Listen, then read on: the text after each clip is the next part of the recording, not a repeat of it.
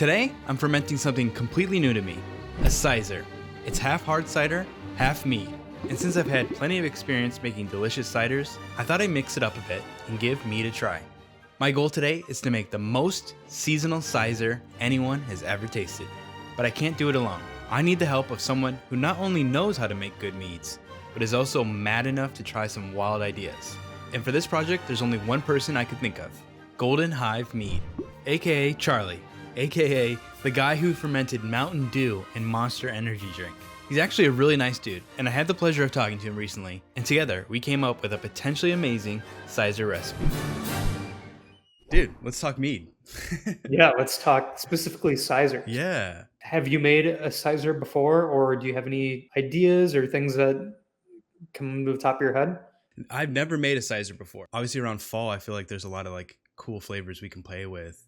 For sure. Yeah. Why don't we start with this? So what pairs well with apples? I made really good hopped ciders before, so kind of bringing citrus notes into it. I know that isn't fall specifically, but Hopped would be really interesting because I've never actually made a hopped mead before. Even when I made the braggot with Clawhammer, we didn't use hops. I would be certainly interested in giving that a shot. yeah. Ideas that I have that could make things interesting are cranberries, pears, cherries. They kind of complement the bright, crisp notes of apples. Same with orange or orange peel. I was thinking immediately of orange and cranberry. I feel like is a pretty classic combo, especially for mulled wines and things like that. That could be very interesting. That could be, yeah. Yeah.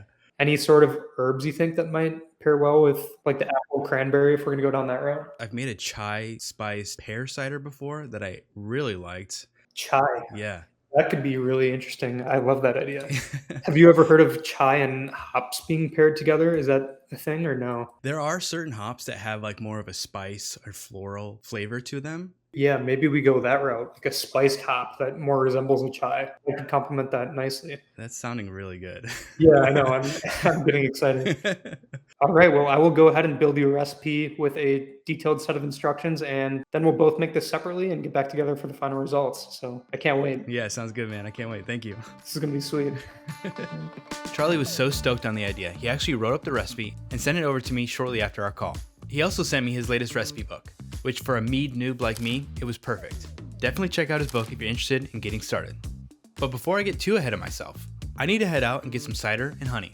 So I traveled out to Julian, California, which has the closest apple orchards to me. The town is very quaint and has really leaned into the whole apple vibe, with cideries, pie shops, and lots of apple knickknacks. What I didn't realize before heading out was that Julian was actually hit with some extreme weather this year, and that led to less than ideal apple growing conditions, meaning apples were slim pickings this year. So no U-pick spots were open, but luckily for me, I was able to get some way overpriced fresh cider. I then headed over to the cider mill, which is a little shop in town where they sold honey. Having never made a mead, I didn't quite realize the amount of variety honey comes in, but I saw an apple blossom honey, and I figured that would be perfect. But in order to ferment this, we'll need some fermenter and a few extra ingredients. But that's where today's sponsor comes in to save the day. This is Jigger & Dash. They're a local US company that makes mead kits as well as cocktail kits. They sent me over this mead kit, which includes a carboy, airlock, sanitizer, yeast, and nutrients, as well as a funnel and some siphoning equipment. Basically everything you need to make 2 meads besides the honey and water. It also includes some instructions, and the owners even sent me over some recipe ideas. My favorite part is probably this fermenter. It's a really high quality thick glass, unlike some of the other ones you find online, that'll break if you just look at them wrong. So if you're looking to start making mead like me, be sure to check out the link in the description to grab yourself a Jigger & Dash kit. Thanks again to them for sponsoring this video. Now, let's get into the recipe. Since I've never made a CYSER, I thought it'd be a good idea to do 2 batches, one plain CYSER and one flavored to Charlie's recipe. That way I have some reference point on what a normal CYSER tastes like. But to start the flavored CYSER, I took a slice of orange peel and added it to the sanitized fermenter, along with 1 diced apple, Honeycrisp of course, because it is the #1 apple. Fight me in the comments if you disagree. Charlie also called for fresh cranberries, but they weren't really in season at the time of making this, so I opted for craisins. These ones happen to be preservative free. I used about 4 ounces of dried cranberries. Then it was time to add the honey. This was my favorite part, extremely satisfying to watch, so please enjoy a few of these beautiful honey shots. In total, I added about 1 pound 4 ounces of honey. I then added in some pectic enzyme. This little additive helps the fruit break down and release its sugary goodness even more. Lastly, I topped up to the 1 gallon mark with fresh apple juice, making sure to leave some headroom for fermentation activity. As you'll later see, this can get a bit wild. I had some extra juice and honey left, so I quickly mixed up a plain CYSER, topping up with some normal apple juice on the side. I let the fruit honey cider mix sit together for a bit, shaking every now and then to help it all blend. And while that sits, I prepped the yeast. The recommended yeast was Lavlin K1V116. Rolls right off the tongue. This is a wine yeast with a huge temperature range, 50 to 95 degrees Fahrenheit, or about 10 to 35 degrees Celsius. But as mentioned, Jigger & Dash did include a yeast, D47, which is another popular mead yeast if you can only find that. Charlie recommended using GoFirm to rehydrate the yeast. I've never used it before, so I was excited to learn about it. It's basically a yeast nutrient that you add when rehydrating the yeast. It helps to get a jump start on the growth and fermentation to ensure a rapid start to your wine or mead. Simple as mixing with water to the ratio on the packaging, and then adding the yeast. 15 minutes later, it was time to add the yeast slurry. I split it up between the 2 batches, and the final step for today was to add the first dose of yeast nutrient. Fermento is the popular choice, as I've shown many times on the channel, and I do have some from my other cider fermentations, but I decided to use the kits included yeast nutrient packs. You can either add all your nutrients on day 1, or you can add them in a staggered addition across several days. Doing it the latter way helps spread across the nutrients for the yeast to use, and helps move the fermentation along, replacing nutrients as they get depleted. So I'll go for that, adding 1 packet today, and then adding the other packets in the coming days. But that wraps up day 1. I added an airlock to the fermenters and set them in a cool dark spot. I took original gravities for both regular and the flavored version. Regular version came in at 1.085 and the flavored one came in at 1.100.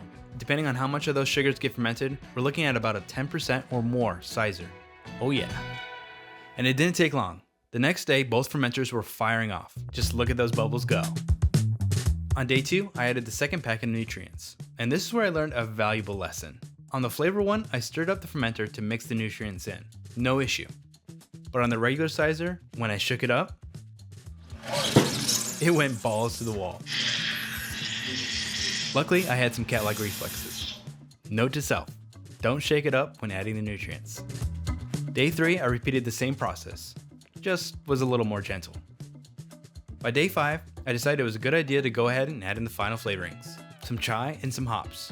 We decided upon crystal hops, which have flavors described as floral, woody, and spicy, which I felt like would complement the flavors we were working for in this seasonal CYSER. Also at this time, Charlie recommended to add in some bentonite, which is a dried clay that works to help clarify the mead. He said that adding it at this point while it's still fermenting will help mix it around to make the biggest impact. So I added some hot water to the dried clay and really mixed it up. Then waited a couple hours before adding it in to both versions of the CYSER, followed by the other flavorings to the cranberry apple version. First the hops, about 21 grams or 0.75 ounces of crystal, and then 1 packet of chai. I decided to keep the string on the tea packet and tuck it under the airlock in case I wanted to easily pull the bag out later.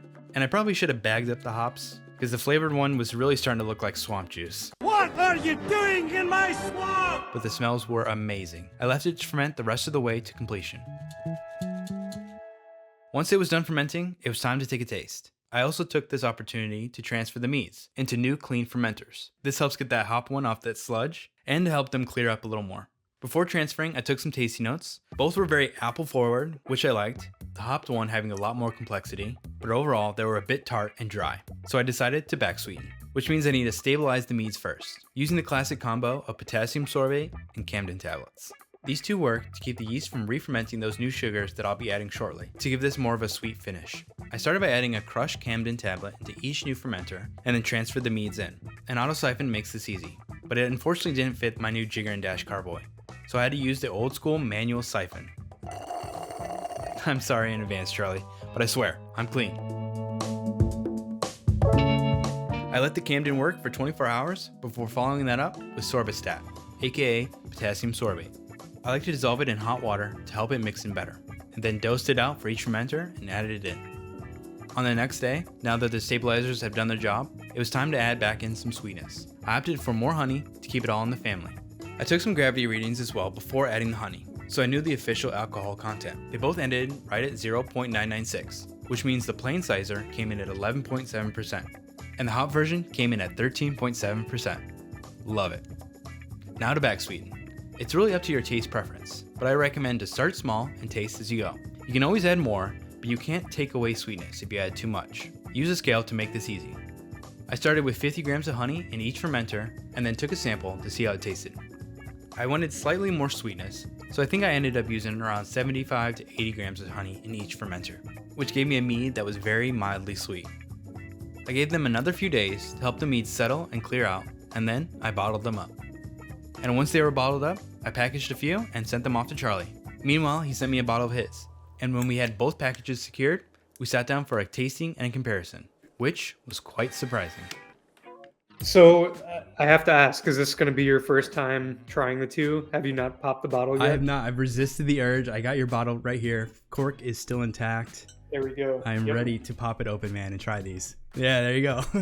All right, let's do this. All right. It's been so long since I've opened a bottle of wine. I gotta remember how to do this. Oh, yours turned out like crystal clear, man. That is awesome. Because it was kind of fun to like do mine, and then I'd watch like your videos online to see how you did it, and I was like, oh, I'm doing things a little bit different. So like, for example, I put all my dry hops like loose into the fermenter. Gotcha, not in a brew bag. Yeah. So honestly, that's probably part of the reason why it's hazy. Yeah, I think so. Just visually, the colors are quite different. Yeah. Yours is like a beautiful golden color, and mine definitely has more of that kind of burnt amber. Mine smells more, I'm getting a lot more of that cranberry on the nose, while yours I'm actually getting more apple. Like yours smells more like a cider. The tea is coming through maybe on mine a little bit more, but... Yeah, 100%. Going for yours first? Sure, yeah. All right, cheers, man. Cheers. Dude, that is so good. Holy cow. The sweetness is like the perfect level. It's balanced enough that it makes it really easy to drink, but you're not like, oh god, this is too sweet. But I feel like I'm getting a ton of the fruit. That cranberry is really popping. I actually back sweeten this with cranberry blossom honey. Oh. That is certainly the reason why a lot of the fruit flavor is shining through here. Yeah. This recipe we came up with was super unique, and we tried a lot of things I've never tried before. So I was really I knew this was going to be hit or miss, but yeah, I'm happy with it. It's a little subtle on the hops, but for my taste, that's sort of what I like. And I feel like the more I'm drinking it, the chai is like coming forward more. That kind of like warming spice. Yeah, that is really good. Thank you. Thanks, man. All right, shall we try yours? Yeah, let's try it. Awesome. All right. Cheers. Cheers. See, it's different, but it followed the smell very closely. I get the apples and spice, not so much cranberry. I mean, obviously I would have loved to have like fresh cranberries, or even after making it, I found frozen cranberries. I was like, oh, that would have been perfect. It did like hydrate the cranberries, but I feel like I didn't get as much of the flavor out of it. Mine has a much more of like a tart bite, more of a sharpness to it. Do you get that? I do, yeah. Do you think that's like the apples, or like what could that be?